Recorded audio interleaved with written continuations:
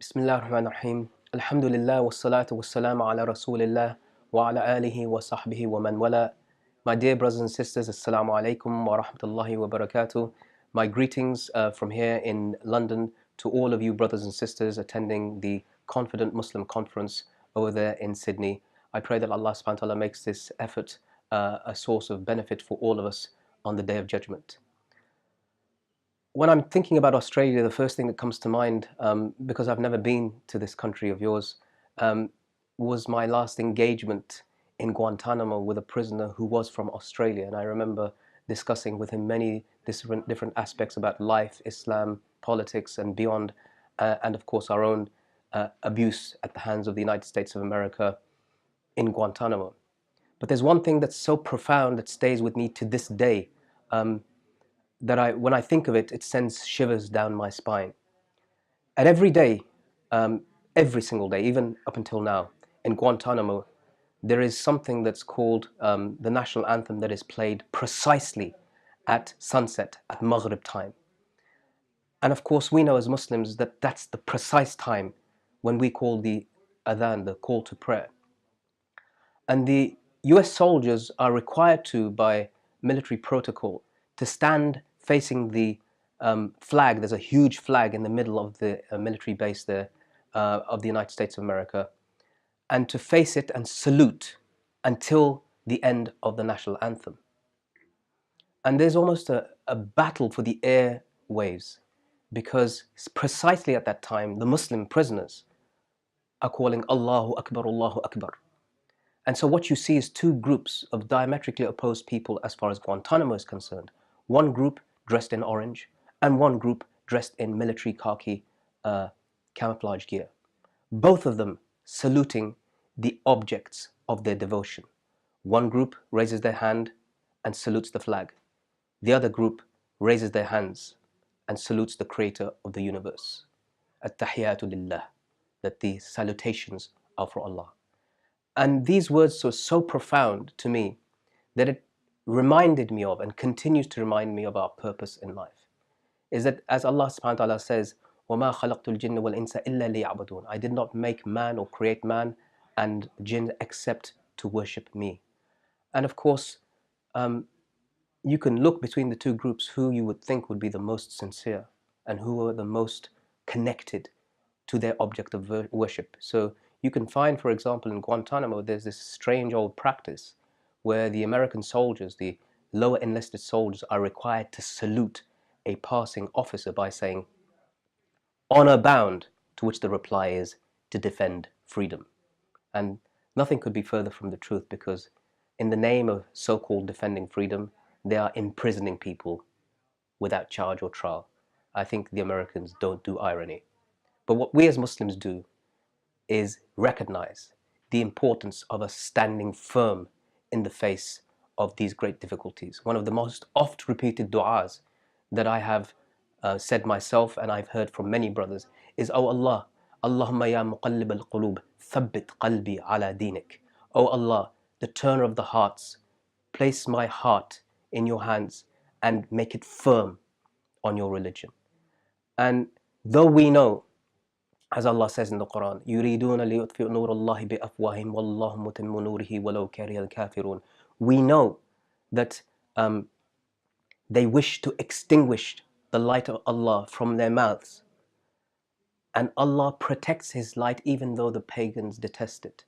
It is in circumstances of great test, like being imprisoned and tortured and abused and cruelly, inhumanely and degradingly treated, that you precisely find who it is that you are, why it is that you're on this planet, and what is expected of you in these times.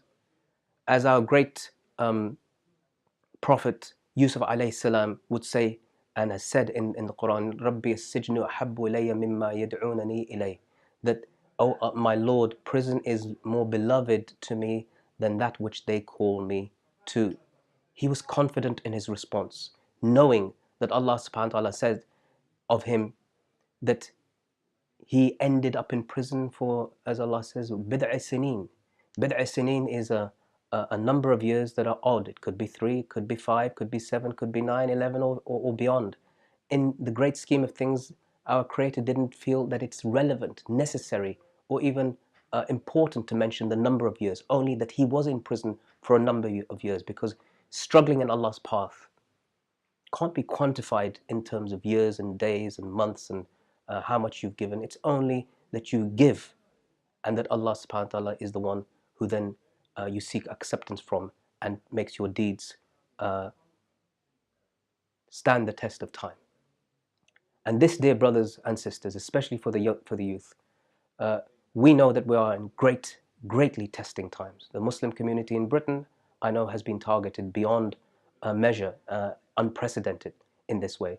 But recently I spoke to a professor who came to a university here and explained in detail how there have been numerous anti-terror measures and laws being passed in Australia, the likes of which made Britain look comparatively tame. And I know this from having looked at and read about the various cases that exist in Australia. And of course, after the rise of the so-called Islamic State, there have been targeting of not just those people who are accused of having committed acts of violence, but far beyond anything to do with that, just for belief. And the very fact that people are targeting, that these governments are targeting our belief system, they are saying that Islam is the problem, should enable us, encourage us to redouble our efforts to say, in fact, Islam is not the problem, it's part of the solution that you're refusing to recognize. And so here we are in this position. In 2016, you'd think that the world had progressed, but in fact it has regressed. Racism now takes a new term, Islamophobia, anti-Islamic hatred, anti-Muslim hatred.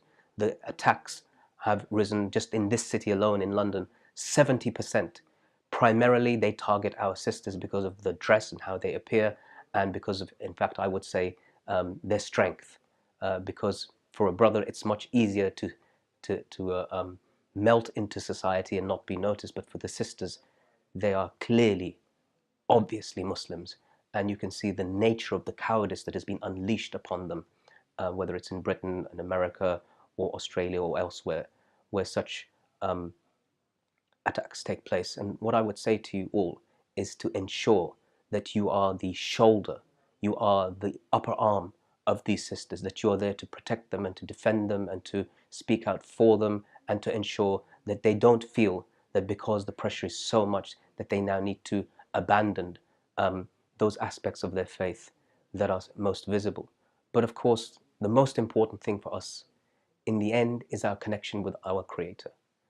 And your confidence will come, inshallah, bi'idhnillah subhanahu wa ta'ala. It would increase when you spend that time with your Lord in seclusion. Not even sometimes, I would say, of course, praying in the masjid, in the jama'ah is very, very important. But you have to remember, many of the brothers who are imprisoned around the world in solitary confinement have not prayed their prayers in congregation for years, in fact, in some cases, more than a decade on end. So who do they turn to? In the hour of great distress and need, they turn to Allah subhanahu wa ta'ala on their own, alone, in the middle of the night, when they know nobody can answer except Him. And once you build that relationship with Him, you know that when you stand firm in front of somebody else, because you've made that connection, you've made that sila, that connection with Allah, that your head has been on the ground, that you've said Subhana Rabbil A'la, that Allah is the most high when your head is at the most lower point. You know that you submit to Allah but to none other than Him. And therefore you will not submit to anybody except Him. And considering these people are not Him and can never be Him, you will never submit to anyone. And this, my dear brothers and sisters, has to be the reason, has to be the backdrop, has to be your conscience that supports you in taking such a strong position and a principled position, the principle of the prophets, the principle of the companions, and the principle of all those people who followed in their footsteps. So I pray that Allah subhanahu wa ta'ala makes us amongst those who are not only confident, but are also humble and are also determined to ensure that what we do is for the sake of Allah, and that what we do is in compliance with what He wants for us, and that Allah makes us people who are from amongst al-mutahabbuna fillahi wal-mutajalisuna fillah, those who love and conjoin together for the sake of Allah, not fearing the blame of any blamer. Wa akhiru da'wana alhamdulillahi rabbil alameen. وسبحانك اللهم وبحمدك أشهد أن لا إله إلا أنت أستغفرك وأتوب إليك وجزاكم الله خيرا, and may Allah accept all of your good deeds. Assalamu alaikum wa rahmatullahi wa barakatuh.